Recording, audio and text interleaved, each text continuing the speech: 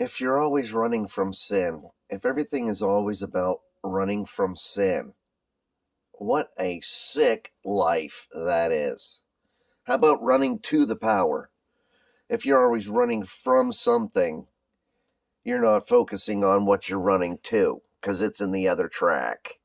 If you're running to the power of 1 Corinthians chapter 12, 13, and 14, you read those three chapters over King James Version 5 times and think about it being to you, directly to you, being born again, directly written to you to operate.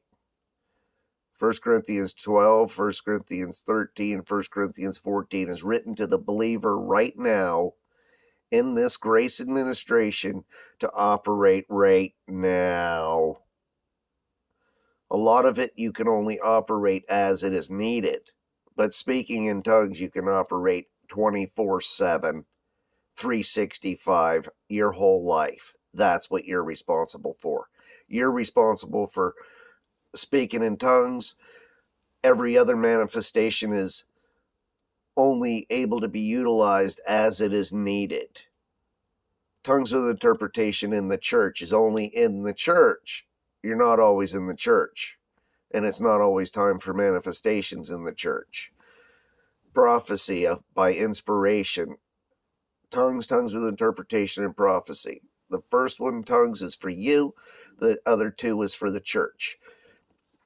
Word of knowledge, word of wisdom, discerning of spirits is needed when it's needed. It's not always available because it's not needed. Do you need to know something? No. Okay, well, then it's not needed. Okay, miracles, healings, and other works. Okay, finances for the church, talents and abilities. We don't use our talents and abilities all the time, only when we use our talents and abilities. So the same thing with the manifestations. God gives it to you when it's needed. Okay, but speaking in tongues is yours to do all the time. You just formulate the letters that formulate the words that formulate the sentences, and you don't know what you're saying. God energizes it, and that's total believing, because you wouldn't do it otherwise. It wouldn't even... See, people do the gibberish, as for fun, but they, once and twice a lifetime, right?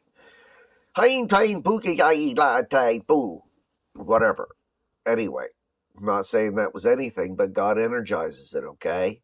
That's where it comes in. You believe God, you do it, God energizes it, and it counts it to your believing. Okay? Lifting up your holy hands, your hands will never be holy. Lifting up spiritual devout actions of speaking in tongues, there you go. Okay.